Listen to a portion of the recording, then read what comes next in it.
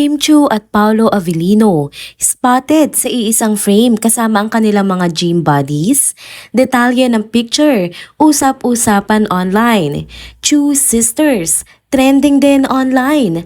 Mga kapatid ni Kim Chiu, may tampuhan daw sa isa't isa. Paolo Avellino, 18 years na sa show business. Pawnatics at Kim Pao Nation, nagdiwang.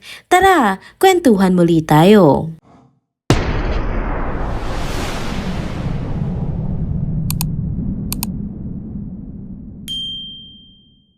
Hello mga ka-trenders! Welcome back muli sa ating channel. Kung bago pa lamang kayo dito, huwag nang kalimutang mag-like, mag-subscribe at i-hit na din ang bell notification para lagi kayong updated sa mga balitang trending at napapanahon.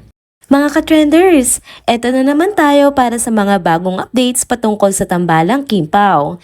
Unahin na natin ang latest chismis na galing sa Instagram user na si _fractured_but_whole na kilala bilang ka-gym buddy ni na Kim Chiu at Paolo Avellino.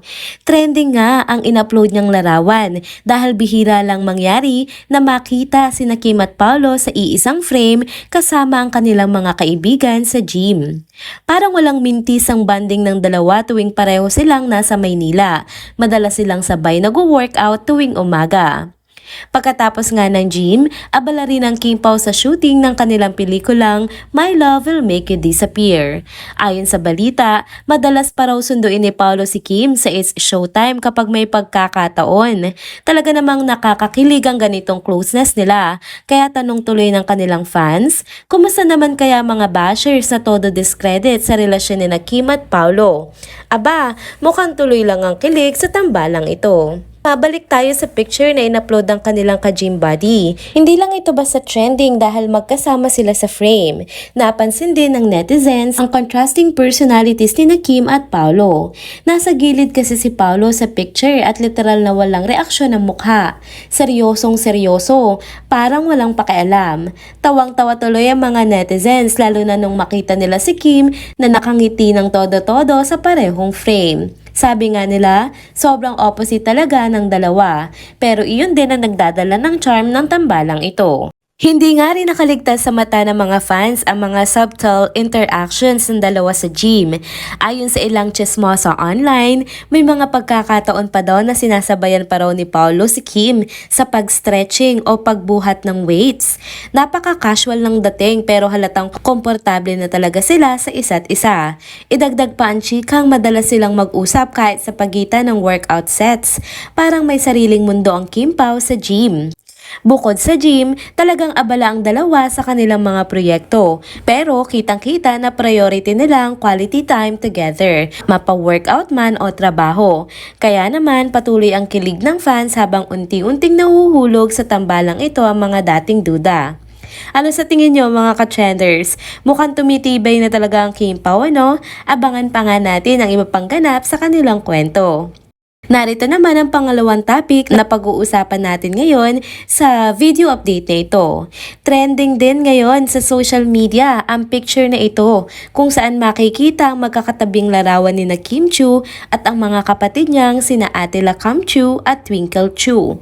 Grabe naman, walang tapon ano? Ang gaganda nilang tatlo. Halata talaga sa kanila na lahi sila ng mga magaganda. Kung matatandaan nyo, si Attila Kam ang tumayong nanay ni Kim noon at laging nandyan para suportahan siya at ang kanilang buong pamilya. Talagang hands-on siya pagdating sa mga responsibilidad nila bilang magkakapatid. Samantala, si Twinkle Chiu naman, bukod sa pagiging flight stewardess, ay talaga namang agaw pansin din ang ganda. Balita pa nga, dati raw ay nalink ito kay James Reid. Bagay din naman sila, may pagka-Liza Soberano vibe din kasi ang beauty niya. Pero teka, naiintriga din kamakailan ang Chiu siblings ha dahil sa mga kumalat na larawan nilang magkakasama, sina Kim, Twinkle at yung kapatid nilang piloto.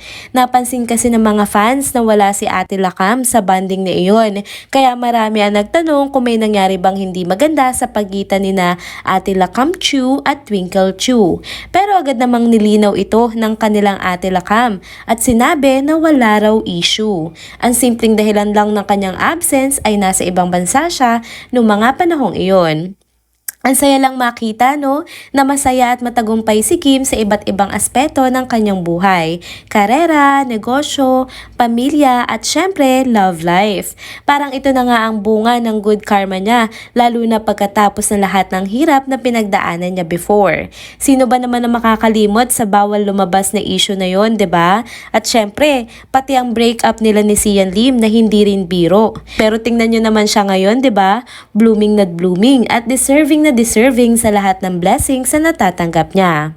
Heto naman ang huling bahagi ng ating video update para sa araw na ito.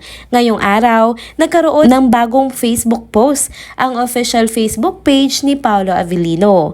Makikita rito ang isang litrato ng aktor na may simpleng caption. Sabi niya, "Shoutout sa lahat ng Pawnatics dyan, admin." Hindi naman nakaligtas sa pansin ng mga fans ang nasabing post at agad itong umani ng samot-saring komento. May ilan na medyo napaisip at napatanong kung bakit tila ang Pawnatics lang ang binati at hindi ang buong Kim Pao Nation, lalo na marami na nga ang sumusuporta sa tambalang Kim at Paolo. Ayon sa mga nakabasa ng post, tila ito isang paraan ng admin para ipagdiwang ang ika-18 taon ni Paolo Avellino sa showbiz. Nang ma-realize ito ng ilang fans, bumaha agad ang pagbati para kay Paolo mula sa kanyang mga loyal supporters. Kung tutuusin, hindi biro ang 18 taon sa industriya ha. Sa tagal ng panahon, nanatiling malaki ang pangalan ni Paolo sa showbiz at masasabi ngang hindi siya kailanman nalaos. Para sa marami, ang paglipat niya noon sa ABS-CBN ay isa sa mga pinakamagandang desisyon ng kanyang karera. Bukod kasi sa galing niya sa pag-arte, nagkaroon pa siya ng mas maraming pagkakataon para ipakita ang kanyang talento sa mas malawak na audience. Ngayon, patuloy pa rin ang pagningning ng kanyang bituin, lalo na dahil sa tambalan nila ni Kim Chiu. Hindi lang ito nagtulak ng mas maraming proyekto para sa kanya, kundi pinatatag pa ang pangalan niya sa industriya. Sabi nga ng mga fans, tila naging lucky charm nila ang isa't isa. Isang partnership na hindi lang sa trabaho, kundi pati na rin sa puso ng mga sumusuporta sa kanila ay tila perfect match. Kabila ng tagumpay ni Paolo, hindi may kakailang isa rin itong patunay kung gaano kalaki ang pagmamahal ng kanyang mga tagahanga mula sa Pawnatics noon hanggang sa Kim Pao Nation ngayon. Kaya naman, siguradong mas marami pang aasahan mula kay Paolo sa mga susunod pa na taon, lalo na tila hindi pa humuhupa ang init ng suporta ng mga fans para sa kanya. Sa susunod nating update, tingnan natin kung ano pa ang mga bagong sorpresa ni Paolo Avellino para sa ating mga loyal fans niya. And that's it mga ka-trenders. Dito na po muna nagtatapos ang ating isa na namang trending video update. Salamat sa inyong pagsubaybay at pagsama sa akin hanggang sa dulo ng video na ito. Pero bago kayo umalis, huwag niyo pong kalimutang mag-like, mag-subscribe, hit na rin ang bell notification para lagi kayong updated sa mga balitang trending at napapanahon. Kita-kits sa susunod na video. Paalam!